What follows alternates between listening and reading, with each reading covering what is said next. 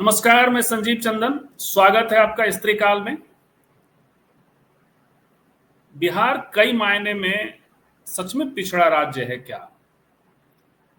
मैं इसलिए सवाल कर रहा हूं कि बहुत सारे फैक्ट जो बेहद मतलब वेल नोन हैं, ओपन ट्रूथ हैं, उस पर अभी बवाल मचा है बिहार में। हालांकि ये पहली बार इतना भी पिछड़ा नहीं है, क्योंकि पहली बार ऐसा कुछ हुआ है जो मंत्री के स्तर पर सच्चाई के तौर पर स्वीकार किया गया है। बिहार में बिहार के मंत्री अशोक चौधरी ने अपने दामाद की नियुक्ति के प्रसंग में, धार्मिक न्यास बोर्ड में नियुक्ति के प्रसंग में सफाई देते हुए कहा कि उनकी नियुक्ति जदयू कोटे से नहीं, आरएसएस कोटे से हुई है। यह ओपन फैक्ट है। विश्वविद्यालयों की नियुक्ति के खेल को जो लोग जानते हैं, अलग अलग जगहों पे आयोगों और कमीशंस और अकेडमीज के नियुक्तियों के खेल को जो लोग जानते समझते हैं, वो खूब जानते हैं। बल्कि उसके लिए प्रभारी तय होते हैं। कहिए तो नाम बता दूं, दिल्ली विश्वविद्यालय में कौन कौन से लोग नियुक्तियों को लेकर स्क्रूटनी करते हैं, किनकी जिम्मेवारी वाइस चांसलर की नियुक्ति के लिए है, कौन क्या तय करता है। थोड़ा रिसर्च आप भी कर लीजिए, नाम पता करिए आरएसएस के लोगों का। लेकिन फिलहाल बिहार की बात कर रहे हैं। बिहार में अशोक चौधरी ने अपने दामाद, अब नाम कितना याद रखें यार, उनके पिताजी बड़े नाम थे बिहार में, कुणाल, आईपीएस कुणाल। और वो इसके महावीर मंदिर जो है पटना का, उसके उसका मतलब बड़ा बनाने और स्थापना करने में उनकी भूमिका रही है। और धार्मिक न्यास के अध्यक्ष हुआ करते थे, उसी धार्मिक न्यास के सदस्य बनाए गए हैं। उसके और भी फैक्टर हैं, कास्ट फैक्टर हैं, आदि इत्यादि बहुत कुछ हो रहा है बिहार में। लेकिन इसके अलावा तेजस्वी यादव ने सिलसिलेवार हमला किया है और कहा है कि नीतीश कुमार जी को समग्र दामाद आयोग या संपूर्ण दामाद आयोग, ऐसा कुछ कहा है, मूलतः दामाद आयोग का गठन करना चाहिए।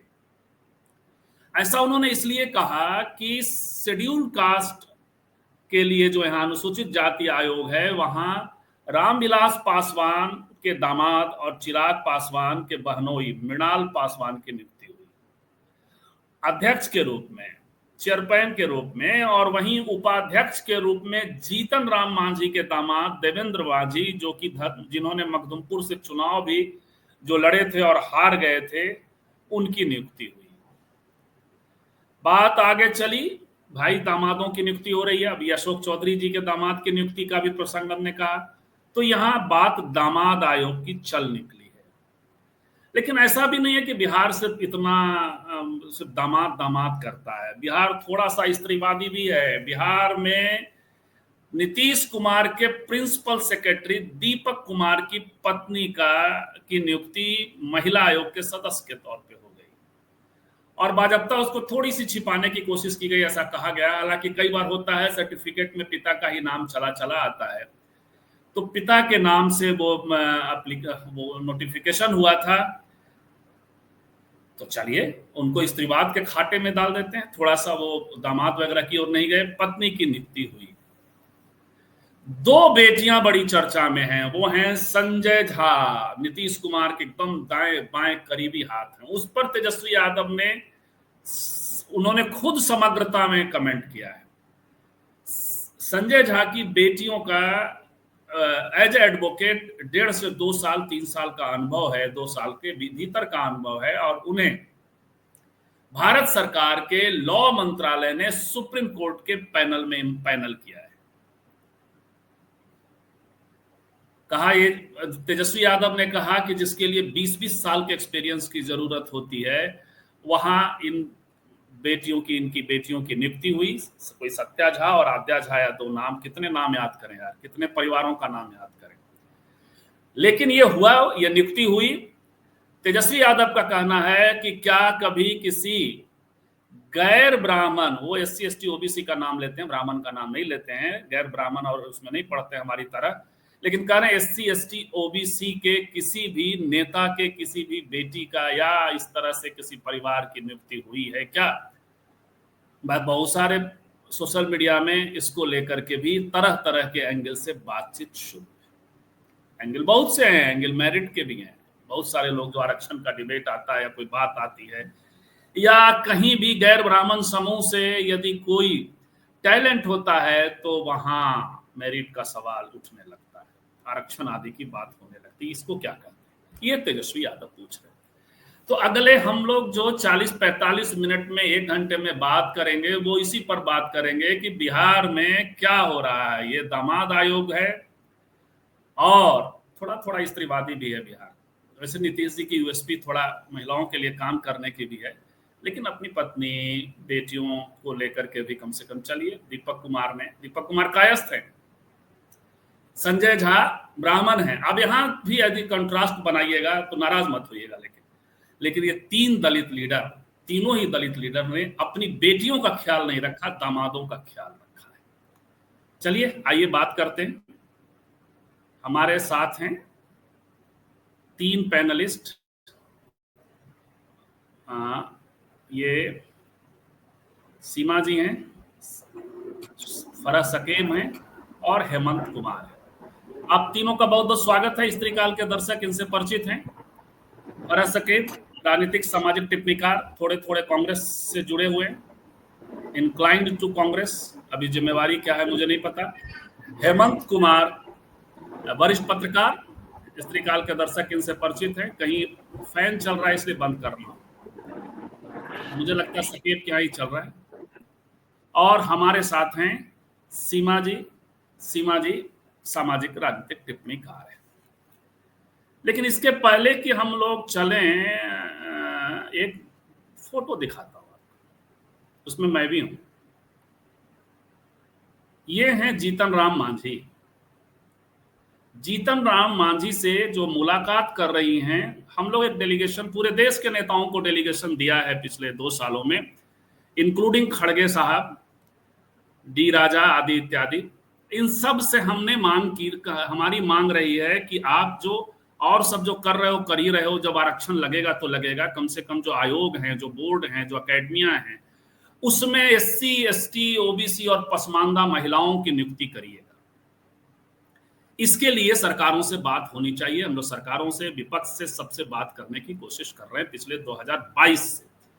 इसमें थोड़ा सा NFIW का भी हम लोगों का साथ था। ये एक और तस्वीर देखिए, ये जीतन राम मांझी जी से वरिष्ठ लेखिका सुशीला टाकभोरे, इन्हें बिहार सरकार ने सम्मानित किया था 2023 में, पटना आई हुई थी। और हमारे इस मांग के लिए ऑल इंडिया स्तर पर जो स्त्री काल के नेतृत्व में मीटिंग हुई थी 2023 में 20 जुलाई को, जिस दिन बाबा साहब अम्बेडकर के नेतृत्व में शेड्यूल कास्ट शेड्यूल ट्राइब की महिलाओं ने, शेड्यूल कास्ट की महिलाओं ने नागपुर में 1942 में सम्मेलन किया था, उसको सेलिब्रेट करते हुए हमने पूरे भारत से महिलाओं का एक ऑनलाइन बैठक की थी। उसकी अध्यक्षता सुशीला टाकभोरे और उर्मिला पवार ने किया था। तो उनमें से एक अध्यक्ष, ये इंपॉर्टेंट है इसलिए मैं बता रहा हूं, मांझी जी के पास गए थे और मांझी जी से कहा था कि कम से कम नीतीश जी से आप मिले और बात करें। लेकिन उसके बाद इनके रिश्ते नीतीश जी से बिगड़ते चले गए, गालियां दे दी नीतीश जी ने विधानसभा में, लेकिन फिर रिश्ते बन गए।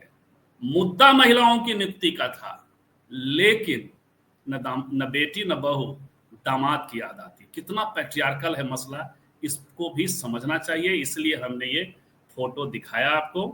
किसी के लिए भी ये बड़ा कंसर्न अभी तक नहीं बना। हम लोग भी जिद्दी हैं, थोड़ा थोड़ा इसको लेकर चलते रहेंगे आगे भी। लेकिन सबसे पहले आज हेमंत जी से ओपनिंग करते हैं। आज हेमंत जी को कंक्लूजन की ओर नहीं ले जाएगा। हेमंत सर, ऐसा भी नहीं है कि बिहार इतना भी पैट्रियार्कल है। देखिए कुछ लोग दामादों का कर रहे हैं, हालांकि उस पूरे खाते में दलित लीडर्स आ रहे हैं। ब्राह्मण नेताओं ने थोड़ी प्रगति कर ली है। उनको बेटियों का, दोनों बेटी संजय झा और कायस्थ हैं दीपक कुमार, उनकी तो और कहानी आई थी बीच में, वो कोई साला बहनोई दो, वो सब सारा जरा बताइएगा वो कहानी क्या थी जो सुधाकर सिंह ने प्रेस कॉन्फ्रेंस करके कहा था। तो पूरा एकदम भाई भतीजावाद, नेपोटिज्म वगैरह बहुत छोटा शब्द पड़ गया है। नया जो तेजस्वी यादव ने दिया है दामाद आयोग, या इसी तरह के पूरे पारिवारिकता का जो माहौल बनाया जा रहा है बिहार में, अब उससे बड़ी बात जो अशोक चौधरी की स्वीकारोक्ति है। फैक्ट तो सबको पता है कि आरएसएस नियुक्तियां करता है, लेकिन अशोक चौधरी ने कहा कि उनके दामाद की नियुक्ति आरएसएस के कोटे से हुई है। हेमंत सर,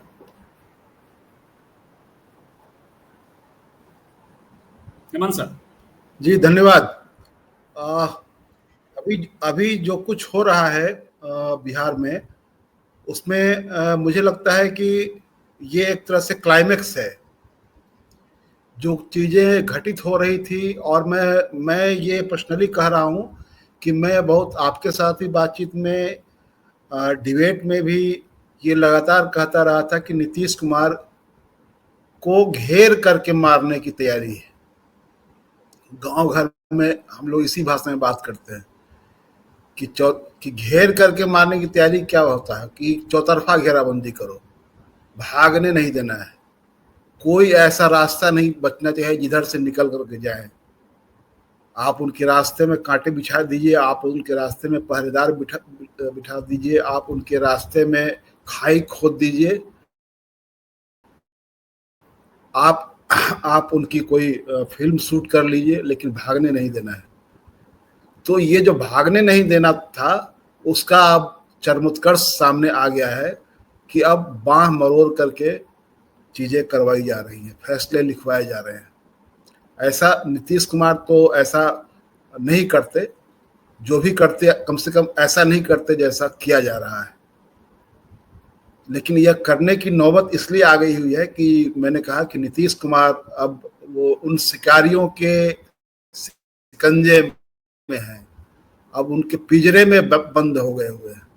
अब शिकारी चाहेगा तभी उस पिंजरे से निकलेंगे, उस शिकारी की मर्जी पर एक्ट करेंगे, और एक कह लीजिए कि रिंग मास्टर जो चाहेगा वही होगा। रिंग मास्टर अब वो नहीं है। तो ये जो कुछ भी हो रहा है उसमें कई चीजें एक साथ उद्घाटित हो रही हैं। जो लोग नीतीश कुमार के अपने कहे जाते थे, जिनको नीतीश कुमार ने फर्श से अर्श तक की यात्रा करवाई, उनको वो क्या कर रहे हैं उनके साथ। जिनके साथ नीतीश कुमार ने गठबंधन किया वो उनके साथ क्या कर रहे हैं। ये सब एक साथ घटित हो रहा है। जैसे कि अशोक चौधरी कहते हैं कि हमारे दामाद का आरएसएस कोटा से हुआ है। ये कहते हुए वो एक तरह से हुलस करके ये बात बताते हैं। तो आरएसएस का जो कनेक्शन है उसको समझिए। अब जब नीतीश जी ने एक बार कहा था, मुझे लगता है कि शायद वो 2016 का समय था, कि संघ मुक्त भारत की उद्घोष किया था उन्होंने कि भारत को संघ मुक्त कराना होगा। और उन्हीं नीतीश जी की सरकार में उन्हीं नीतीश जी का मंत्री, लाडला मंत्री, उनके उनके चारों तरफ जो घेरा बना हुआ है, उस घेरे में शामिल मंत्री कह रहा है कि हमारे दामाद का आरएसएस के कोटा से हुआ है। अब जिसको मैं कहता रहा हूं कि एक नॉन स्टेट एक्टर कैसे पूरे प्राधिकार के साथ काम कर रहा है, उसको स्टेट एक्टर की भूमिका दे दी गई है। सरकार को निर्देशित करना है, प्रधानमंत्री को निर्देशित करना है, नियुक्तियां करानी है, नियुक्तियों से लोगों को भगाना है, विश्वविद्यालयों में स्पेस किसको देना है नहीं देना है, सारी चीजें तय कर रहा है आरएसएस। और कहता है कि हम सांस्कृतिक संगठन है। और उसके बारे में जब खुलासा होता है, अशोक चौधरी बहुत छोटा सा खुलासा वो करते हैं, लेकिन उसका आयाम, उसका फलक बहुत बड़ा है। उससे ये देखा जा सकता है कि कैसे आरएसएस जो है ऑक्टोपस की तरह पूरी चीजों को अपने इसमें कब्जे में ले रहा है। और नीतीश कुमार की यह जो स्थिति है, जो उनकी दशा है, उसके लिए मैं समझता हूं कि वो सारी तैयारी जो पहले से चल रही थी वही तैयारी तो है, जिसमें जब नीतीश कुमार पार्टी नंबर 1 से पार्टी नंबर 3 बन गया और उसके बाद उनको मुख्यमंत्री बनाया गया, उन्होंने कहा कि मैं नहीं बनना चाहता था, लेकिन बीजेपी की वजह से मैं बना हूं। तो तैयारी तो वहीं से शुरू हो गई थी। एक काम चुनाव के दौरान किया गया, और एक काम था कि अब साथ रह करके इनको साफ करना है, साथ रख करके साफ करना है। तो साथ रख करके साफ करने का भी जो ये था लक्ष्य था, वो पूरा होता हुआ दिख रहा है। क्योंकि पिछले 5 सालों में जब साथ रहे, बीच में कुछ दिनों के लिए 17-18 महीनों के लिए चले गए, लेकिन कुल अवधि तो उन्हीं के साथ उन्होंने बिताई है। तो उस इस अवधि में जो कुछ हुआ वो हासिल यह है कि नीतीश जी शारीरिक और मानसिक रूप से बिल्कुल कमजोर हो गए, उनका अपने पर नियंत्रण खत्म हो गया और उनकी पार्टी का पूरा भाजपाकरण हो गया, उनके नेताओं का भाजपाकरण हो गया, उनके नेताओं की लॉयल्टी जो है वो नीतीश जी से शिफ्ट होकर के भाजपा, मोदी, अमित शाह, आरएसएस, मोहन भागवत, इन लोगों की तरफ जाकर के खड़ी हो गई, इनकी जो प्रतिबद्धताएं हैं। तो ये हासिल है। और तो मैं मानता हूं कि यह अनायास नहीं हुआ है। यह 2020 में जो प्रयोग किया गया चिराग फार्मूला आजमा करके एक आधी सफलता हासिल की गई और पूरी सफलता हासिल करने के लिए ये हुआ कि इनको साथ में रख करके साफ कर देना है और साथ में रख करके साफ करने का। लेकिन जो गंगा बह रही है, देखिए चेरी ब्लॉसम कह रहे हैं, हालांकि वो आसाम के नहीं, वो गोवा के थे, मनोहर पर्रिकर की बात शायद आप कर रहे हैं।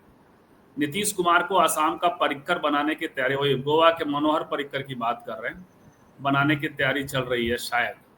तो लेकिन ये जो गंगा बह रही है, उस गंगा में सब हाथ धो लेना चाह रहे हैं, जिनको बेटी के लिए काम करवाना। हालांकि संजय झा ने दूसरा रूट लिया है, लेकिन आप देखिए दीपक कुमार का तो ये दूसरा मसला आ गया। इसके पहले आप उनके अमरिंदर किशोर ना, वित्त विभाग वाला जो मसला था, वही मैं कहना चाह रहा था संजीव जी, वही बात मैं कहना चाह रहा था कि ये आप हिम्मत देखिए कि दीपक कुमार का एक मसला सामने आया कि उनकी पुत्री को पहले एक दूसरी कंपनी के जरिए बिहार सरकार के इंटरनल अफेयर में उनको शामिल करवाया गया, फिर उनकी पुत्री की कंपनी क्रिएट करवाई गई। उस कंपनी को, पहले वाली कंपनी को जिसके जरिए उनकी पुत्री को इंटर करवाया गया था इंटरनल अफेयर में, उस कंपनी को हटा करके अब जो उनकी पुत्री की कंपनी क्रिएट की गई, उस कंपनी को काम दिया गया और पूरी तरह वो दीपक कुमार की पुत्री के हवाले हो गया। और उस कंपनी को से काम करवाने के लिए बजट में एलोकेशन हुआ और उस एलोकेशन की घोषणा जब वित्त मंत्री सदन में कर रहे थे, उसी वक्त बिल्कुल समानांतर उसी वक्त वो उस कंपनी के सोशल मीडिया प्रोफाइल में उस पूरे कामकाज का विवरण डाला जा रहा था कि ये काम हमको बिहार सरकार से मिला है। तो वो किस तरह से क्लैश ऑफ इंटरेस्ट था उसमें। जो ये आनंद किशोर हैं, जो वित्त सचिव हैं, वो दोनों और दीपक कुमार दोनों रिश्ते में साले बहनोई हैं और उनको आनंद किशोर को कैसे वित्त विभाग में लाया गया था, बिल्कुल एक सप्ताह में। जो उनके पहले वाले जो थे, उनका नाम मुझे याद नहीं आ रहा है, उनको एक सप्ताह के भीतर हटा करके इनकी तैनाती हुई थी। यानी कि ये था कि सुटेबल लोगों को कैसे लाना है कि एक दूसरे को कम्प्लीमेंट करने वाले लोग चाहिए और उसमें कहीं भी किसी तरह का विवाद नहीं हो। तो इस तरह के लोगों को लाए थे। एक बड़ा खुलासा वो हुआ था और उसके बाद एक दूसरा खुलासा हुआ कि इनकी पत्नी की तैनाती करवा ली गई आयोग में, और आयोग में तैनाती करवाने के लिए उसमें बायाफ्ता पति के नाम की जगह पर उनके पिता का नाम उसमें डाला गया। शायद ये कोशिश थी कि शायद उनको जानकारी नहीं हो पाएगी कि कौन है ये महिला, लेकिन इतना बहुत ये मसला नहीं था कि जिसको कोई डिकोड नहीं कर ले, तो आसानी से हो गया। क्योंकि नियुक्तियां जब इस तरह की होती है तो प्रत्येक आदमी, एक साधारण आदमी भी चाहता है, उसकी चाहत होती है कि आखिर कौन लोग हैं ये लोग, कहाँ से आए हैं, उनकी जाति क्या है, किस इलाके के हैं, ये सब कुछ लोग जानते हैं। तो ये तो लोग खोज ही लिए। उसके बाद देखिए कि अशोक चौधरी के दामाद की को ले लीजिए। हाँ, अशोक चौधरी के दामाद का हो गया, उधर उनके जीतन मांझी जी के दामाद का हो गया, इधर संजय झा ने अपनी 2 पुत्रियों को एडवोकेट ऑन रिकॉर्ड रखवा लिया सुप्रीम कोर्ट में। उसमें जैसा कि शायद जो जानकारी है उसमें जो उनका एक्सपीरियंस है बहुत ही कम है, 1-1.5 साल का एक्सपीरियंस है, जिसके आधार पर नहीं होना चाहिए था वहां पर, लेकिन फिर भी हो गया। वो कैसे हुआ तो वो जाने। लेकिन इसको लेकर के विवाद इसी पर हो रहा है कि ये कैसे पावर कॉरिडोर में उनकी पहुंच है और ये सब चीजें करवाई जा रही है। तो ये जो कुछ हो रहा है, मैं इसलिए कह रहा था कि एक बात जो सर तेजस्वी यादव कह रहे हैं कि यदि ये किसी SC/ST ओबी, वो कह रहे हैं कि किसी SC/ST OBC का ऐसा कल्याण नहीं हुआ है जैसा संजय झा का हुआ है। अब ये बताइए कि इसके अलावा आप साथ में लेते चलिए कि अभी जैसे जो IPS की नियुक्ति हुई। अवकाश कुमार थे यहाँ, अब हटा के बड़ा सेलिब्रेट किया जा रहा है कि 22 साल या 2 दशक बाद कोई भूमिहार यहाँ एसएसपी बन के आए हैं। तो ये सब साथ साथ चीजें, सब कुछ एक दूसरे से नाभिनालबद्ध है हेमंत साहब।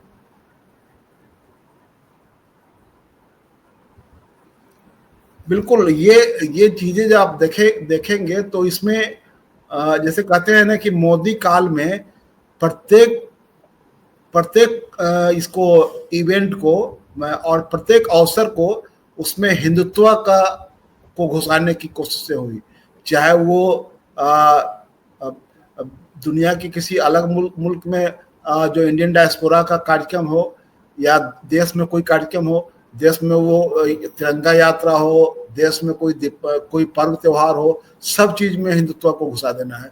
उसी तरह यहाँ जो हो रहा है उसमें साफ साफ दिखाई दे रहा है कि सब एक दूसरे को कनेक्ट कर रहा है, और जो चिंताएं जो जताई जा रही थी कि इनका पूरा लक्ष्य ये है कि जो खास जो अपर कास्ट डोमिनेंस को रिइंस्टेट करना है, जो एक लंबे कार्यकाल के दौरान जो खत्म हुआ था। इसीलिए अब लोग उन्होंने उनकी शब्दावली देखिए कैसे कह रहे हैं कि लालू यादव की छाती पर चढ़ करके, ये अशोक चौधरी बोल रहे हैं जो लंबे समय तक उनके राबड़ी जी की सरकार में मंत्री रहे हैं, और लोकेशन उनका बिल्कुल सोशल जस्टिस का है। वो दलित बिरादरी से आते हैं, वो कोई परंपरागत शासक वर्ग समूह से नहीं आते हैं जिसको ये अहंकार होता है कि अरे हम तो पैदा ही हुए हैं शासन करने के लिए। उनकी ये शब्दावली जो है, तो ये शब्दावली वो किस लिए ऐसा इस्तेमाल करते हैं? ये शब्दावली इसलिए इस्तेमाल करते हैं ताकि उनको उन लोगों को खुश करना है जिनके जरिए इनको लगता है कि हमको वो समर्थन मिलेगा, और मिल भी रहा है, क्योंकि निश्चित रूप से जहाँ डोमिनेंस है अपर कास्ट का, उसको ये लगता है कि कोई दलित पिछड़ा अगर हमारी ही भाषा में, हमारी सज धज में अगर बात करता हो तो उसको साथ में रखो, उसको अपना, उसको सपोर्ट करो, उसको चुनाव ही जितवा दो, उसको मंत्री बनवा दो, कुछ भी करवा दो, क्योंकि वो हमको कम्प्लीमेंट कर रहा है। तो ये अशोक चौधरी की जो भाषा है वो इसीलिए इस तरह की बात बोलते हैं। अशोक चौधरी हो चाहे चिराग पासवान हो, ये उसी कॉन्सेंसस को एड्रेस करना चाहते हैं। उनको दलित पिछड़ा से कोई मतलब नहीं है, उनको सोशल जस्टिस के एजेंडे से कोई मतलब नहीं है।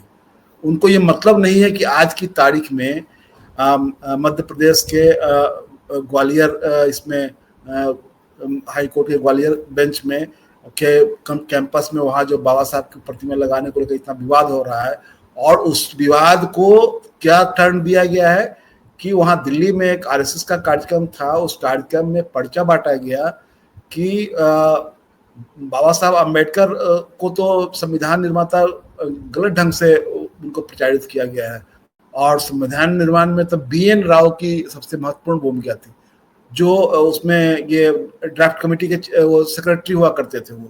तो बीएन राव की तो ये एक तरह से कैसे बाबा साहब के पूरे पर्सनालिटी को डिस्प्यूटेड बना देना है, उनके योगदानों को डिस्प्यूटेड बना। तो क्या बाबा साहब क्या वहाँ पर क्लर्क थे ड्राफ्टिंग कमेटी में?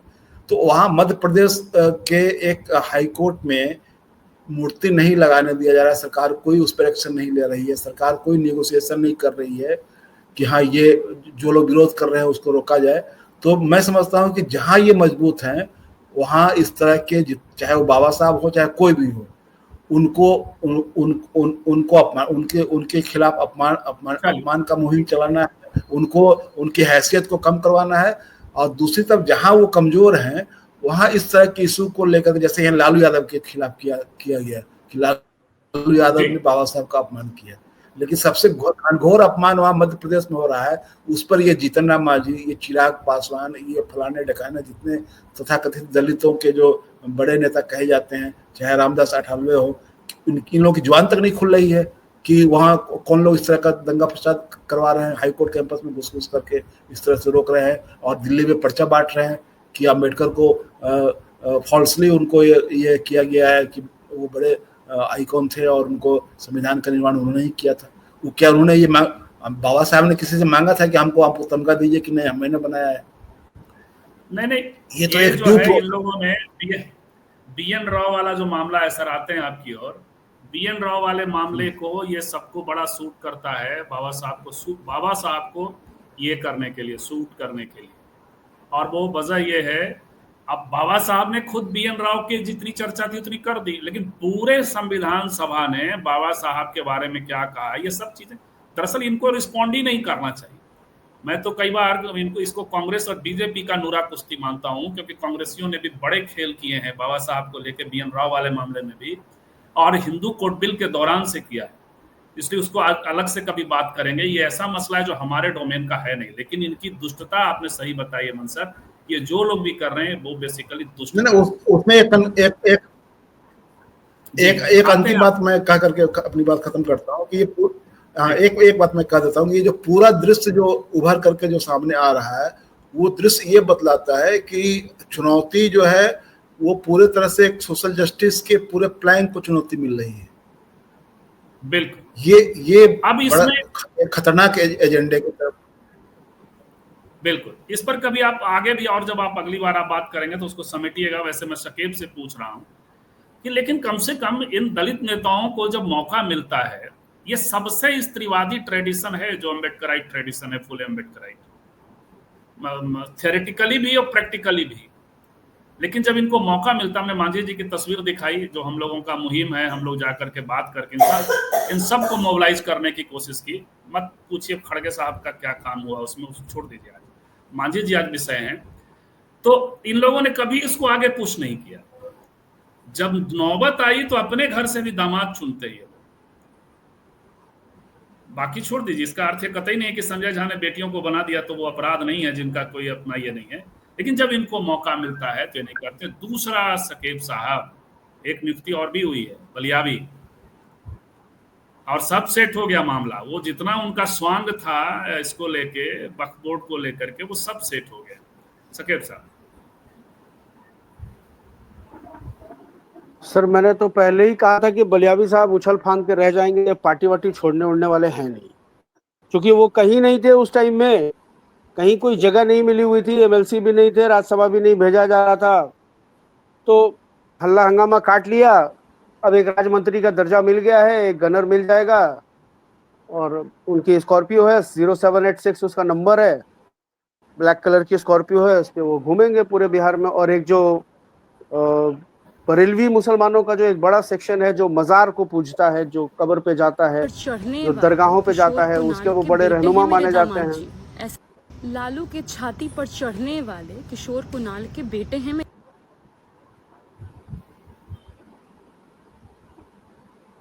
सॉरी, आप रुकिएगा थोड़ा। ये हैं प्रियंका, राष्ट्रीय जनता दल के प्रवक्ताओं में एक, इन्होंने वीडियो जारी करके अशोक चौधरी को जवाब दिया है, तो ये जरा सा देखिए जी। ये बहुत कायदे से अब धीरे धीरे और आर्टिकुलेट भी हो गई हैं, और जेएनयू की प्रेसिडेंट का चुनाव कभी देखिए। लालू के छाती पर चढ़ने वाले किशोर कुणाल के बेटे हैं मेरे दामाद जी, ऐसा कहना है अशोक चौधरी जी का। पूर्व मंत्री रहे महावीर चौधरी जी के बेटे, जेडीयू कोटा से खुद मंत्री हुए अशोक चौधरी जी, एलजेपी कोटा से इनकी बिटिया हुई सांसद शांभवी चौधरी जी, उनके पति सायन कुणाल जो खुद अगड़ी जाति से आते हैं, उनको दामाद कल्याण आयोग में सेट कर दिया गया। सवाल पूछने पर अशोक चौधरी जी कहते हैं, मेरा दामाद जदयू कोटा से नहीं गया, आरएसएस कोटा से गया है। आरएसएस का भी अपना कोटा होता है, पूरा देश देख लो। लेकिन हाँ, जिस समय में अशोक चौधरी जी कहते हैं ना कि लालू की छाती पर चढ़ गया, इनका समझी बताना चाहेंगे, लालू यादव ने खुद अपनी एड़ी से रौंदा सामंतवाद को, जातिवाद को, तो लालू यादव के छाती पर चढ़ने का सपना और ख्वाब तो भूल जाए। हाँ, कोई गलती से ख्वाब भी देखेंगे ना तो 85% बहुजन आबादी उनके सपने में भी आकर के नॉक नॉक करेगी, इतना याद रखिएगा जी। अब बोलिए आप, ये जरूरी था मुझे दिखाना, जब इन्होंने चर्चा की हेमंत जी ने, तो इन्हीं के वाल से इन्होंने मुझे बताया था, तो मैंने भी देखा था। ये लगा ये कि प्रियंका भारती, हाँ, ये लड़की प्रियंका भारती कुशवाहा है, कुशवाहा समाज से आती है, जेएनयू छात्र राजद की प्रेसिडेंट रही है वहाँ पे जेएनयू में, और अच्छी प्रवक्ता है ये, बहुत अच्छा और बहुत तार्किक ढंग से ये जो है संघियों को काउंटर करती है। और खास करके जो है इसको मैंने बहुत सारी वीडियोस में मैंने सौरभ द्विवेदी उसको सुधांशु त्रिवेदी और संगीत रागी को रगड़ते हुए देखा है। अच्छा ही किया, सौरभ द्विवेदी भी नाम ले लिया तो कोई गलत नहीं है जी। हाँ, सौरभ द्विवेदी ऑब्वियसली। तो संजीव भाई मैं ये कह रहा हूँ कि देखिए ये अशोक चौधरी ने इसको लेजिटिमाइज कर दिया है अपने बयान से कि आरएसएस का एक कोटा होता है।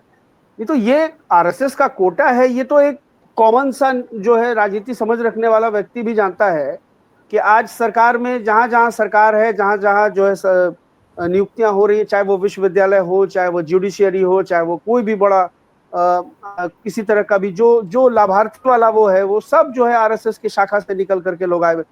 हिंदुओं की बात छोड़ दीजिए, मैं तो जामिया और एएमयू की बात कर रहा हूँ। जामिया और एएमयू में जो प्रोफेसर एचओडी बन रहे हैं, वीसी बन के आ रहे हैं, वो मुस्लिम राष्ट्रीय मंच से जुड़े हुए होते हैं। जो आरएसएस की मुस्लिम विंग उसको जो कहता है कि वो मेरा मुसलमान विंग है, वो वैसी महिलाएं जो अभी जामिया की वीसी बन के आई थी, क्या नाम है उनका, मैं नाम भूल रहा हूँ, वो इंद्रेश कुमार की पैरवी से आई थी। और ये अभी हमारे मुंगेर यूनिवर्सिटी में आप देख लीजिए, ये हमारे वीसी साहब है, इनके बारे में कहा जाता है कि ये राकेश सिन्हा की पैरवी से आए हैं। तो ये तो मतलब सर्वविदित है सर कि इसमें आरएसएस की दखल अंदाजी है। मैं तो कह रहा हूँ कि जामिया भी एक शीर्ष पे कोई बैठा है, वाइस चांसलरों की नियुक्ति नागपुर से होता है। नागपुर में चंद्रपुर से आने वाले एक आरएसएस के वो हैं, तो उनके जरिए होता है। प्रोफेसरों की नियुक्ति के लिए अलग अलग सेक्शन है, अलग अलग सेक्शन सर। एचओडी उर्दू विभाग के एचओडी की नियुक्ति आरएसएस की पैरवी पे हो रही है सर। और एनसीपीयूएल जो national council for promoting Urdu language का एक वो है, विंग है, जो एचआरडी मिनिस्ट्री के अधीन आता है, उसका जो चेयरमैन बनता है वो मुस्लिम राष्ट्रीय मंच से पैरवी लेकर के आता है, इंद्रेश का पैर छू करके आता है, और नाम होता है कोई भी अकील, शकील, फलाना ढिमाका, इसी तरह का। तो ये आज अशोक चौधरी ने जो कहा था, देखिए, और अशोक चौधरी के कई बयानों को लेकर के अगर हम लोग आज बात करें, देखिए अशोक चौधरी ने संजय झा को डिफेंड किया है। संजय झा को उन्होंने डिफेंड किया कि अरे कोई बाप अगर अपनी बेटी को आगे बढ़ा रहा है तो उसमें क्या दिक्कत है, अगर वो टैलेंट है और सक्षम है तो आगे बढ़ाने में बाप अगर थोड़ा सा पुश कर दे रहा है तो क्या दिक्कत है।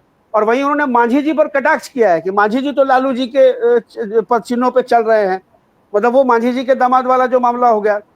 तो यहाँ पर ये संजय झा को डिफेंड कर रहे हैं, मांझी को वो करने की कोशिश कर रहे हैं, मतलब वो महादलित कैटेगरी में एक वो ये सारा खेल बैठ करके आरएसएस खेल रहा है। अशोक चौधरी थोड़े प्रोग्रेसिव हैं, अपने बेटी को पहले सेट किया उन्होंने, सांसद पहले बनाया एलजेपी से, और दामाद को थोड़ा लेट से किया है। नहीं सर, दामाद के लिए भी 2020 में वो विधानसभा के टिकट के लिए बहुत कोशिश कर रहे थे बरबीघा से, और उसी को लेकर ललन सिंह से उनकी खटास भी हुई थी। हेमंत भाई इसको बताएंगे आपको, बहुत कोशिश किया था उन्होंने, बहुत ज्यादा दौरा कर रहे थे उधर का, तो ललन सिंह ने कहा था कि आप उधर का बहुत ज्यादा दौरा कर रहे हैं, तो ये बोले थे आपसे पूछ के हम कहीं जाएंगे क्या। तो ललन सिंह को ये समझ में आ रहा था कि अपने दामाद की गोटी सेट करना चाह रहे हैं, वो बरबीघा सीट से उसको चुनाव लड़ाना चाह रहे थे। तो ये उनकी महत्वाकांक्षा थी कि दामाद को भी कहीं सेटल कर दिया जाए। ये अलग बात है कि फिर अब पीके का भी एक स्टेटमेंट अगर आप उठा लीजिएगा कि भाई इन्होंने तो टिकट खरीदा है चिराग से, चौधरी जी ने, ये वाला तो एक अलग ही प्रकरण है। अब उसपे कितना सही आरोप है, कितना गलत आरोप है, लेकिन आरोप सही इसलिए लगता है कि ये ऐसा होता है। अभी सभी पार्टियों में यही ट्रेंड चल रहा है कि भाई राज्यसभा जाना है तो 10 करोड़ दीजिए, विधानसभा का टिकट चाहिए तो 1 करोड़ दीजिए। ये ट्रेंड अब सारी पॉलिटिकल पार्टियों में, इवन कांग्रेस में भी है, आरजेडी में भी है, और वो तमाम चीजों में वो सेवा शुल्क के तौर पे वो पार्टी फंड में लेते हैं, उसको वो डोनेशन नहीं बोलते, उसको पार्टी फंड का नाम दिया जाता है। तो ये है, बाकी चीजें जो है सर वो आरएसएस के चंगुल में नीतीश, मतलब मैं नीतीश जी को आरएसएस से पिछले 20 सालों से सर, अगर मैं अपनी बात करूं तो मैं उनको कभी अलग नहीं मानता हूं। इसलिए मैं नहीं मानता हूं अलग क्योंकि नीतीश जी के छत्र छाया में आरएसएस पूरी तरह से इस 20 साल में बिहार में पैर पसारता रहा है। तो और नीतीश जी की पूरी छत्र छाया रही है भाई, जहां शाखाएं नहीं लगती थी, जिन गांव में शाखाएं नहीं लगती थी, आज उन गांव में शाखाएं लगती हैं। भाजपा का कार्यालय अलग है, आरएसएस का कार्यालय अलग होता है जिला में, उसका रंग रोगन पेंट जाके देखिए आप, लाइटिंग देखिए, सभी जगह जो है वहां पे शाखाएं लग रही हैं। वो नए जो है टीनेजर्स लड़के लड़कियों को वहां पे बुला करके जो है ये लोग शाखा लगाते हैं। वो क्या जहर भरा जा रहा है। वो एक सरस्वती विद्या मंदिर की मैं बात नहीं करूं, मैं वो उन लड़के लड़कियों की बात करूं जो सरस्वती विद्या मंदिर में नहीं है। सरस्वती विद्या मंदिर वालों को शाखा आने की जरूरत नहीं है, उनको वही डोज मिल रहा है। जो नहीं जा रहे हैं वहां, उनको अलग से बुला के शाखा में डोज दिया जा रहा है कि देखो मुसलमान से तुमको बच के रहना है, ये जो है कुफरिस्तान बना देगा, गजवाई हिंद कर देगा, मुगल का शासन आ जाएगा, बाबर का शासन आ जाएगा, हुमायूं का शासन आ जाएगा, लव जिहाद फलना चिलना जो भी है। क्लास में अगर कोई लड़की हिंदू है उसको समझाएंगे देखो तुम्हारा कोई मुसलमान बैचमेट है तो उससे दूर रहना, भले वो उसको पढ़ाई में हेल्प करता हो, अच्छा हो, जो भी हो। मेरी कई मित्र थी, आज मैं उसको बोलता हूँ कि अगर वो अब मतलब हम लोग कभी घुमा फिरा करते थे मुंगेर में, पटना में, अब मैं उसको बोलता हूँ कि अगर आज जो मतलब हम लोगों की जो हालत है कि अगर आज जो है तुम्हारे साथ अगर हमको कोई घूमते देख लेगा तो मेरी लिंचिंग हो जाएगी कि मैं जो है लव जिहाद कर रहा हूँ। तो ये स्थिति है। मैं तो ये तमाम चीजें नीतीश जी, हेमंत सर कह रहे हैं कि अब आरएसएस नीतीश जी को का घेर के शिकार किया जा रहा है सर। ये अलग बात है कि अब नीतीश जी के जो करीबी लोग थे, हालांकि संजय झा के बारे में मैं नहीं बोल रहा हूँ, संजय झा शुरू से आरएसएस के ही हैं, संजय झा अरुण जेटली से ही जदयू में आए हैं। वो जदयू इधर मतलब वो तो पहले ही उधर से थे, अब तो सिर्फ इधर उनको कुर्सी मिली है। आदमी तो वो उन्हीं के थे पहले, उनकी राजनीतिक शिक्षा दीक्षा तो वहीं हुई है। लेकिन ये आपको ललन सिंह, ये थोड़ा समाजवादी माने जाते थे, लेकिन अभी आजकल इनकी भी जो है निष्ठा एकदम से खुल करके सामने आ गई है। विजय चौधरी अवसरवादी आदमी है, मैं उनको अवसरवादी आदमी मानता हूँ। उनको आरजेडी के साथ भी रहे तो बल्ले बल्ले, इधर भी रहे। आजकल एकदम खबरों में नहीं है, आजकल वो लगता है उनके परिवार से कोई सेट नहीं हो पाया अभी। हाँ, और इसकी भी खबर है सर कि विजय चौधरी अपनी एड़ी चोटी का जोर लगा रहे हैं मुकेश सहनी को एनडीए में लाने के लिए, क्योंकि वो जो सराय रंजन विधानसभा से पिछली बार भी जो चुनाव जीते हैं, बड़ी मुश्किल से चुनाव जीते हैं, और उसमें वो सहनी वोट थोड़ा सा जुड़ा है तब जाके चुनाव जीते हैं। तो इस बार उनको डर लग रहा है कि अगर सहनी जी उधर रहे तो जो पिछले बार मिला था जिसकी वजह से हम जीत पाए, तो इस बार मेरी सीट निकलना भी मुश्किल हो जाएगी। चलिए सके बात में बड़े अच्छे, बड़ा मुस्कुराते हैं हमेशा, कोई भी जवाब, कोई भी सवाल का यदि सही मायने में मुस्कान आधा हर लेती है। वो जैसे वो कहते हैं ना कि वो सामने वाले का तेज हर ले, हर बात को मोल घुमा करके हम लोग देखते रहते हैं। आजकल चर्चा में नहीं है, लगता है कि कुछ और आयोग अभी आने वाला है जिसमें विजय चौधरी के परिवार के लोग सेट होंगे। लेकिन सीमा जी, बेटियों का कराया है संजय झा ने, क्यों बवाल कट रहा है? बेचारी 2 लड़कियां आई हैं, इन कहाँ, अब ठीक है कि हमारे आपके घरों की बच्चियां इंटर्नशिप करेंगी, बहुत टाइम लगता है, 1.5-2 साल में तो लोग कहता है कि 5 years for learning, 5 years for earning and आगे फिर लर्निंग। तो ये है वकालत का। लेकिन भाई फिर भी बेटियों को उन्होंने वहां सेट कर दिया। और देखिए दूसरा सवाल कि ये जो दलित लीडर्स हैं, इनको भी कई बार, हालांकि अशोक चौधरी उसमें आगे हैं, पहले उन्होंने बेटी को सेट किया फिर दामाद को सेट किया। तो पूरा ओवरऑल चीजों पर आपकी टिप्पणी इसके अलावा इस पर भी करिएगा कि महिलाओं को कम से कम आयोगों में, अकेडमियों में, बोर्ड्स में तो लाओ, आरक्षण तो बाद में देना। सीमा जी। सिर्फ आज अभी आने के पहले एक मैं खबर पढ़ रही थी कि बिहार में अभी मिसेस बिहार का कोई कंटेस्ट हुआ था और वो किसी एमएलए की वाइफ बनी है। मुझे पता है, मैं पढ़ नहीं पाई कौन किस एमएलए की वाइफ, पर वो कंटेस्ट जीता है किसी एमएलए की वाइफ ने। तो हर सिर्फ सबको अच्छा फायदा हो रहा है, अच्छी बात है महिलाओं का इस तरीके से। बेटियां तो सबकी हैं। सुनील पांडे की वो पुत्रवधू हैं, तराड़ी से जो चुनाव जीते हैं उन्हीं की। हाँ, वो हमारा ही इलाका है। तो अच्छा, तो देखिए ये भी जेडीयू की है, तो हर तरफ सिर्फ आयोग में ही नहीं और सांसद और ये नहीं बन रही हैं, बिहार भी बन रही है। अच्छा, सुनील पांडे जेडीयू से थे। एनीवेज, तो और नहीं, वो बीजेपी की टिकट पे उनका बेटा जीता है। अच्छा, तो वो जीती हैं, तो ये हो रहा है। और जहाँ तक आप पिछली बार जब हम बात कर रहे थे लालू प्रसाद के योगदान के बारे में, तो जिस तरह से उन्होंने मोबिलाइज किया था सारी पिछड़ी जातियों को, ओबीसी, दलित, महादलित, सबको, और लेकर आए थे एक ये के नीचे। आज देखिए बिल्कुल सही बात है, सब हिंदुत्व के छत्र छाया में आ गए हैं, सब आरएसएस की बात करने लग गए हैं और उन्हीं की भाषा बोल रहे हैं। ये जो आरएसएस इस मामले में मैं फिर से राहुल गांधी का नाम लूंगी, जो उन्होंने आरएसएस को जिस तरह से सामने उनका पर्दाफाश किया है। जो पहले वो पर्दे के पीछे से काम कर रहे थे, खुल के उनको हर ये पे लाके खड़ा किया है कि सब में आरएसएस का इन्वॉल्वमेंट, या जो भी वो अब खुल के सामने आके जो भी राजनीतिक पदों पे जो बैठाना है सब आरएसएस की तरफ से हो रहा है। जो मजहर साहब हैं, ये जामिया के वीसी, वो जेएनयू में एबीवीपी के कभी मेंबर हुआ करते थे, तो वहां से वो आते हैं। मध्य प्रदेश में जो अंबेडकर की मूर्ति की बात है, वहां भी एक ओबीसी चीफ मिनिस्टर बैठे हुए हैं और हर जगह जो आरएसएस ये काम भी करवा रही है, तो ये ओबीसी, दलित और महादलित इन्हीं वर्ग के लोगों से अपने एजेंडे को अच्छी तरीके से फिट करा रही है। तो आप ये भी नहीं बोल पाएंगे कि ये 15% लोग, 10% लोग ही हैं जो आरएसएस के हैं और हिंदुत्व के लिए काम कर रहे हैं। हालांकि ये जो दामाद हैं अशोक चौधरी के, वो कुणाल किशोर झा जी के सुपुत्र हैं, तो उनका तो डायरेक्ट कनेक्शन है ही आरएसएस से, लेकिन खुल के बोल दिया अशोक चौधरी ने, अच्छी बात है। कब तक छुप छुप के ये सब खेल खेलते रहे, सामने सब ये खेल होने लग गया है। और ये चिराग पासवान को जितना भी टिकट मिलता है लोकसभा में, सारे उनके परिवार को जाता है, कोई छुपी छुपाई बात तो है नहीं, जनता भी देख रही है। मुझे तो लगता है ये तो नेता खुलेआम कर रहे हैं। चिराग पासवान और रामविलास जी का भी था पैटर्न, कुछ परिवार कुछ भूमिया।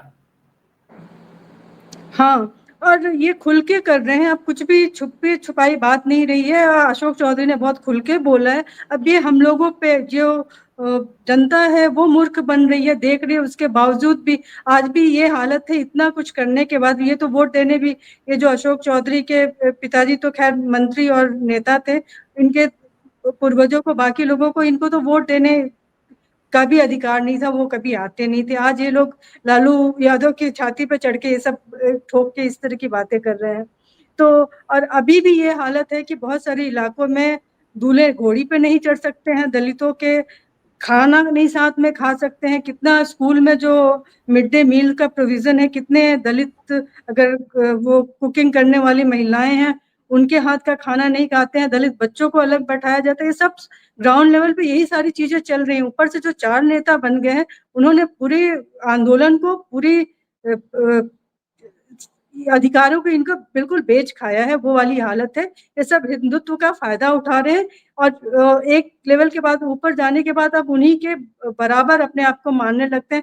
अब जाति, अब भूल जाते हैं कि आप किस बैकग्राउंड से आते हैं, वहाँ लोगों की क्या स्थिति है। लेकिन जाति के नाम पे वो जनता है कि बार बार उन्हीं को वोट देती है। अगर चिराग पासवान है तो पूरी एक कम्युनिटी उनको जाके वोट देगी, मांझी के कम्युनिटी के लोग उनको जाके वोट देंगे। तो और ये सारे आंदोलन को इन लोगों ने बिल्कुल अपने लालच में बेच डाला है। और संजय झा की बेटियां, आप क्या उम्मीद करते हैं और किसकी बेटियों को वहां पे जाने का मौका मिलेगा?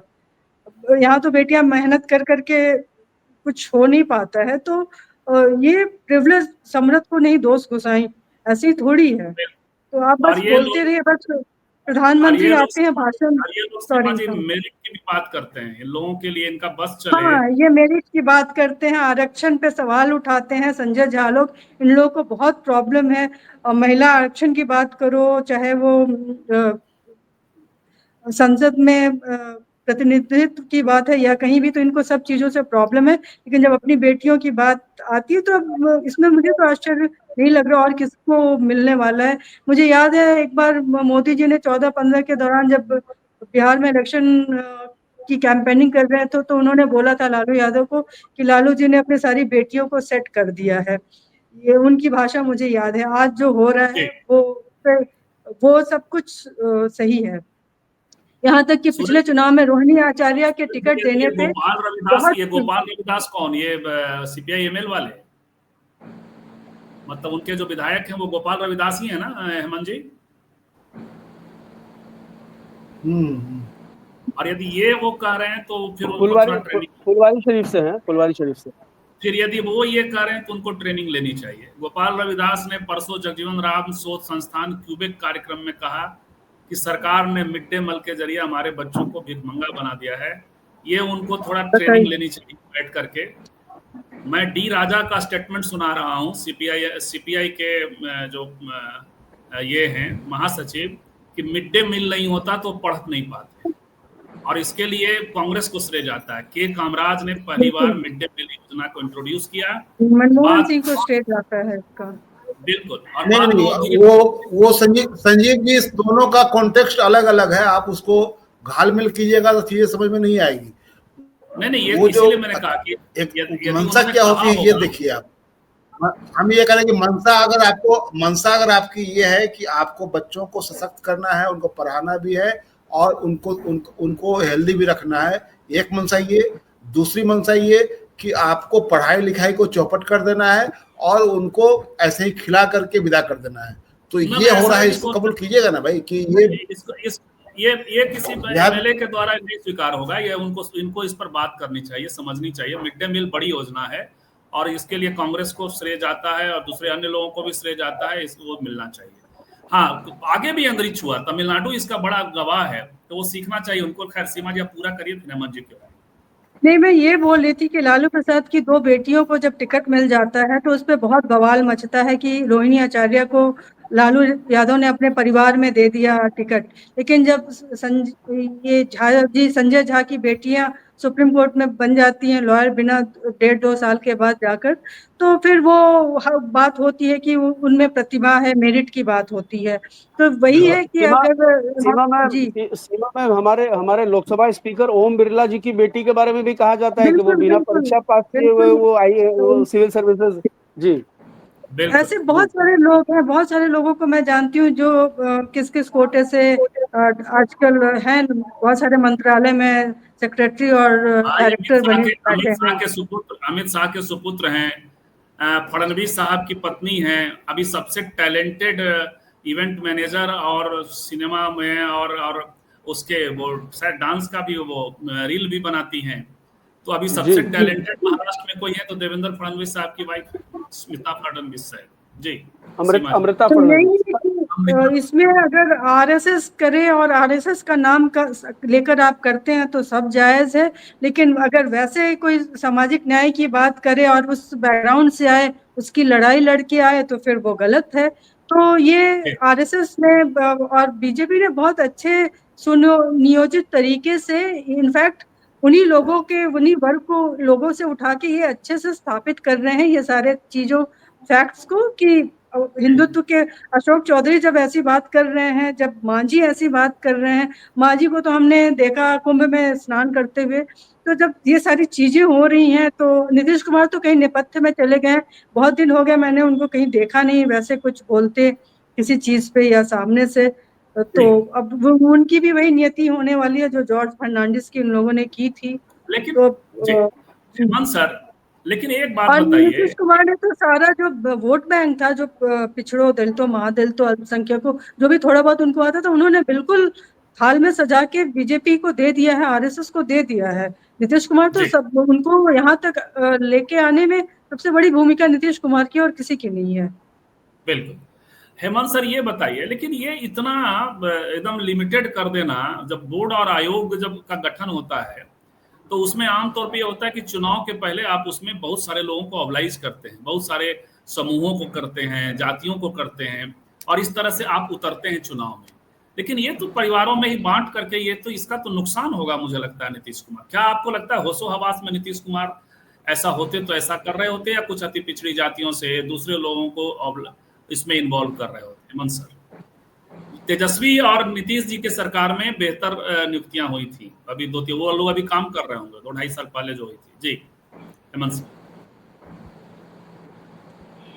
हेमंत सर जी, मैंने पहले भी ये बात कही थी कि नीतीश जी, मैंने पहले भी ये बात कही थी कि अगर नीतीश जी होशो हवास में होते तो जो हो रहा है वैसा कुछ नहीं होता।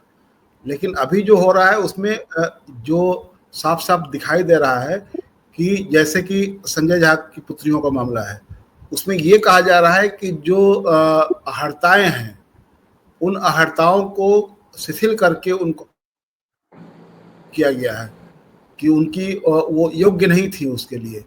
ये मसला है। वो संजय की बेटी हैं तो क्यों नहीं किसी पैनल में हो सकती हैं, चाहे कहीं जो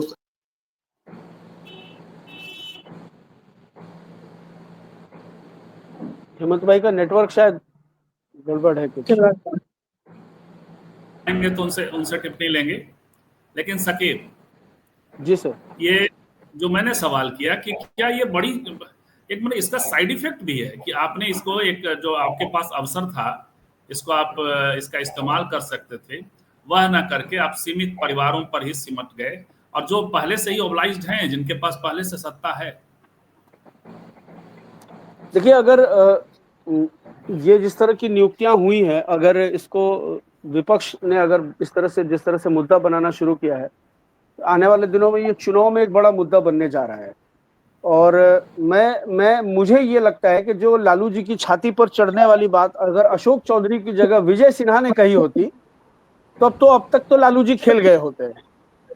तो लेकिन चूंकि अशोक चौधरी ने कहा है तो इसलिए, और ये मैं पिछले कुछ दिनों से नोटिस कर रहा हूं कि लालू यादव पर पर्सनली अटैक करने के लिए मांझी जी को लगाया जाता है। अभी उन्होंने लालू यादव जी ने जो तलवार से जो केक काटा है उसको लेकर के भी मांझी जी की टिप्पणी आई है कि तेजस्वी यादव अगर सीएम होते तो AK-47 से केक काटते। तो मैं इंस्टाग्राम पर मैंने कहीं देखा तो मुझे नीचे एक कमेंट लिखा हुआ मिला कि अगर लालू यादव जी मुख्यमंत्री नहीं होते तो आज भी मांझी जी उसी कचरा पर जो है, कूड़े पर जो है खाना बीन करके रोटी खोज रहे होते। तो ये किसी ने लिखा था। आजकल उनका ट्विटर कौन लिखता है? कोई कह रहे थे, चिराग पासवान शायद कह रहे थे कि कोई झारखंड से लिखता है। हाँ, हो सकता है, क्योंकि बड़ी हल्की फुल्की भाषा होती है, बड़ी हल्की फुल्की। अच्छा, मुझे तो बड़ी हंसी आई करते हुए, तेज प्रताप से भी लड़ते हुए इस उम्र में। अब मुझे तो बड़ी हंसी आती है मांझी जी पर जब वो फोटो डालते हैं कुंभ में स्नान करते हुए और कैप्शन लगाते हैं कि जिसको जलना है जले। मतलब वो लालू यादव पे तंज करते हैं। अरे भाई, जब आप सीएम रहते हुए मंदिर गए थे तो आपके मंदिर जाने के बाद दूध से धुलवाया गया था मंदिर को। जब आपको वो याद नहीं है तो कौन आपसे आपको नोटिस कौन कर रहा है उस जगह जाकर के। लेकिन चूंकि आरएसएस का एक एजेंडा है कि भाई उससे आप जो है काउंटर करवाइए। ये बात जो छाती पे चढ़ने वाली बात है, ये अगर विजय सिन्हा बोलते या ललन सिंह बोलते तो इसका इम्पैक्ट दूसरा होता। अशोक चौधरी ने बोला है तो इसका इम्पैक्ट दूसरा है। तो ये सब चीजें हैं। और संजय झा की, हेमंत भाई बहुत अच्छी बात कर रहे थे कि संजय झा की बेटियां हैं, उनकी नियुक्ति हुई, ये बड़ा मसला नहीं। मसला ये है कि वो उन अर्हताओं के बुनियाद पर नहीं हुई है जो क्वालिफिकेशन या जो एलिजिबिलिटी चाहिए उसके लिए जी, उनको दरकिनार करके दिया करिए जी। ये बड़ा सवाल है। और भी अधिकारी रहते हुए आप यदि पत्नी को अपनी लेके आते हैं, पत्नी होकर के आप कुछ भी हो सकते हैं, सबको सब होने का अधिकार है। अच्छा, और मिड डे मील वाला भी एक वो आप देखिए कि एक जमाने में मंगल पांडे की पत्नी कोई एनजीओ चलाती थी, उनके थ्रू जो आउटसोर्सिंग डेटा एंट्री ऑपरेटर्स की आउटसोर्सिंग शुरू हुई थी बेल्ट्रॉन के बाद। मुझे लगता है गोपाल रविदास ने यहाँ ये सूरज सिन्हा है, वहां हो सकता है और समग्रता में बात की होगी, क्योंकि मिड डे मील को ऑर्गेनाइज करने की जरूरत है बिहार में। तमिलनाडु में ऐसा नहीं होता है। तमिलनाडु में बाजप्ता कायदे से शिक्षक इन्वॉल्व नहीं है, बाहर से कायदे से अच्छा खाना आता है। तो हो सकता है कि उस संदर्भ में बोल रहे हैं, अकेले नहीं बोला होगा उन्होंने। मैं इस बात से कम हेमंत जी जो डाउट कर रहे हैं तो सहमत हूं। देखिए, सूरज जी कह रहे हैं हेमंत सर कि जेडीयू के पहले और दूसरे कार्यकाल में आयोगों में वैसी नियुक्ति होती थी जो योग्य और कर्मठ थे, परंतु चुनाव की बेहतरनी नहीं पार कर सकते थे या हार चुके। बोर्ड और आयोग तो इसीलिए होते, तो चुनाव के पहले तो ये कर रहे हैं। मेरा वही सवाल, फिर से आप अपना बात पूरी करें कि ठीक चुनाव के पहले आपको करना ये था कि आप दूसरे लोगों को जोड़ते, जिससे आपको वोट बैंक भी बढ़ता और चीजें होती। अब कहाँ फंस गए ये नीतीश कुमार? देखिए, ये जो सबसे जो महत्वपूर्ण बात है वो उसको देखने की जरूरत है कि नीतीश जी की जो पूरी छवि की निर्मित जो हुई पिछले 20 सालों में, उसमें एक पूरा सोफिस्टिकेटेड आर्टिकुलेट लीडर जो बिल्कुल सब कुछ साफ सुथरा चाहता है, ऑफिस भी साफ सुथरा हो, पूरा जो एम्बियंस हो वो भी साफ सुथरा हो, कर्मचारी और सरकारी अधिकारी वो साफ सुथरे हो, और फलाना ठिकाना जो भी। इसलिए ये चीज, इन चीज़ों पर ज़्यादा तवज्जो दिया गया है, यानी कि जो शोकेसिंग है वो ज़्यादा बढ़िया। इसलिए देखिए कि सरकार जो जितने भी सरकारी भवन हैं और बड़े बड़े और सचिवालय के तमाम भवनों की बाहर भीतर तमाम तरह से उसको ढांचा मूल वही है, उसको बदल दिया गया। उसमें अलग अलग ढंग से उसका रंग रोगन, उसका इंटीरियर, ये सब बदल दिया गया। तो नीतीश जी ने जो ये पूरी छवि बनाई थी, उसमें जो सोफिस्टिकेशन था, जो आर्टिकुलेशन था, उसको हम एक तरह से कैसे जो मैंने आपसे दोपहर में बातचीत में कहा था कि एक ऐसा जमींदार जो इसके सामने बाकी सब लोग बहुत ही सामने रहते थे, लेकिन जैसे ही वो उसकी काया जो है वो कृष्णकाय हो गई तो पता चला कि कोई उसका मुलाजिम, कोई उसका नाती पोता कभी तिजोरी की चाबी इधर से निकाल ले रहा है, उधर जाकर के उसमें कुछ सेट कर ले रहा है, कोई इधर से चाबी निकाल रहा है। तो अभी जो हो रहा है कि नीतीश जी उस शख्स की तरह हैं जो असहाय सब कुछ निहार रहे हैं। दीपक कुमार अपनी पत्नी को उधर सेट कर रहे हैं, इधर संजय झा अपनी पुत्रियों को सेट कर रहे हैं, उधर अशोक चौधरी अपने दामाद को सेट कर दे रहे हैं। तो ये सेटिंग का जो खेल चल रहा है, तो नीतीश जी ने जो कुछ अर्जित किया था, जो छवि उनकी बनाई थी, उस छवि को के का विध्वंस एक तरह से हो रहा है। वो तो एक तो ये साफ साफ दिखाई दे रहा है। और मिड डे मील वाले बारे में मैं ये कह रहा था कि देखिए, खिलाना और सम्मान के साथ खिलाना दोनों में अंतर होता है। आप गांव घर में आप देखते होइएगा, अभी भी बहुत लोग भोज करते हैं, तो एक कुछ जाति विशेष के लोगों के का जो को खिलाने का तरीका होता है, उसमें सम्मान का भाव बिल्कुल नहीं होता है। कुछ लोगों को बहुत ही आदर के साथ खिलाते हैं। तो वही मिड डे मील में बिहार में देखा जाता है, जैसे कहीं कहा जाए कि इनके हाथ का बनाया नहीं खाएंगे, इनके साथ नहीं खाएंगे, या ऐसे खिलाया। सबसे न्यूनतम मजदूरी सर, रसोईया को सबसे न्यूनतम मजदूरी यही मिलता है, बिहार में ही मिलता है। अदरवाइज तमिलनाडु वगैरह मॉडल फॉलो करें। इसीलिए मैं वो कह रहा हूँ कि शायद गोपाल रविदास ने इसी कॉन्टेक्स्ट में बात कही होगी। खैर, तो वो हमारे बात का विषय नहीं है। असली बात यह है कि एक चीज मैंने गौर कर रहा था कि जो मंगनीलाल मंडल जो प्रदेश अध्यक्ष बने हैं आरजेडी के, उन्होंने एक बहुत महत्वपूर्ण बात कही। उनका वीडियो आज मैं देख रहा था। उन्होंने कहा कि ये कैसी विडंबना है कि पूर्ण बहुमत के साथ सरकार बनाने वाले लालू यादव 27 महीने के भीतर जेल भेज दिए जाते हैं। पूर्ण बहुमत के साथ सरकार बनाने वाले कर्पूरी ठाकुर की सरकार 22 महीने के भीतर गिरा दी जाती है। और जिस व्यक्ति के पास अपना बहुमत नहीं है, वह 20 सालों से इस बिहार पर राज कर रहा है। इसलिए राज कर रहा है कि यह यथास्थितिवादी है, यह पिछड़ों अति पिछड़ों का गला काट रहा है। और वो लोग जिनका मैं नाम ले रहा हूँ, कर्पूरी ठाकुर और लालू यादव, ये यथास्थितिवादी नहीं बल्कि स्थितियों को बदलना चाहते थे। इसीलिए इनको किसी को जेल भेज देना था, किसी की सरकार गिरा देनी थी। अब देखिए, मैं समझता हूँ कि इस वक्त में लालू यादव ने मंगनीलाल मंडल का जो चुनाव किया है, ये उनके इस एक छोटे से भाषण से, वो तो भाषण का बड़ा हिस्सा में से एक छोटा हिस्सा का वीडियो बनाया गया है। मैं ये कह रहा हूं कि ये बात करने वाला शख्स आज चाहिए होता है किसी भी पार्टी के पास, जो इन चीजों को डिकोड करे। जो लोग कायदे से उन्होंने आर्टिकुलेट किया, बिल्कुल जो झाल पीटते रहते हैं, आप तमाम बातें कह दीजिए। इन्होंने बहुत छोटा सा वक्तव्य दिया, उसमें लगा कि पूरा इतिहास को खोल कर रख दिया, इन्होंने निचोड़ कर पूरी गुत्थी को सुलझा कर रख दिया।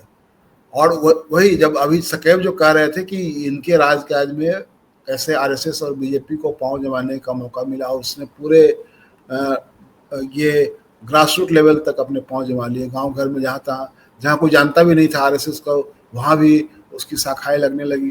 कहीं किसी के यहाँ जाकर कुछ वो इतने मायावी ढंग से जाते हैं कि लोग ऐसे ही, लोगों को लगता है अच्छा ये तो बहुत अच्छे लोग हैं, बहुत अच्छा से बोलते हैं, बहुत एकदम ग्राउंडेड लग रहे हैं। तो पहले तो इसी में झांसा में लेता है वो, उसके बाद तो फिर आपके बच्चों को कहेगा चलिए आज ये सिखा जाए, तो एक झंडा गाड़ देगा, फिर वहां पर बैठ कर कुछ प्रवचन देगा। तो ये सब जो हो रहा है, तो ये निश्चित रूप से नीतीश जी के कार्यकाल में ही हुआ, उनकी सरपरस्ती में ही हुआ। लेकिन यही एक तरह से कह लीजिए कि उन्होंने भस्मासुर पाला। बिल्कुल ठीक है, उनके रहते हुए सब कुछ हो गया, लेकिन उसका अंतिम हासिल ये होना है जो मैंने कहा कि वो टुकुर टुकुर देखेंगे और कुछ नहीं कर पाएंगे। और मैं साथ कह रहा हूं कि अक्टूबर नवंबर के बाद नीतीश जी को हम लोग डिबिया लेकर के खोजेंगे। बहुत बहुत धन्यवाद सकेब साहब, सीमा जी और हेमंत कुमार हमारे साथ जुड़े थे, और जितने भी आउटसाइड पैनलिस्ट हैं आप सबका भी बहुत बहुत धन्यवाद। मिलते हैं फिर कल 11 बजे किसी विषय के साथ।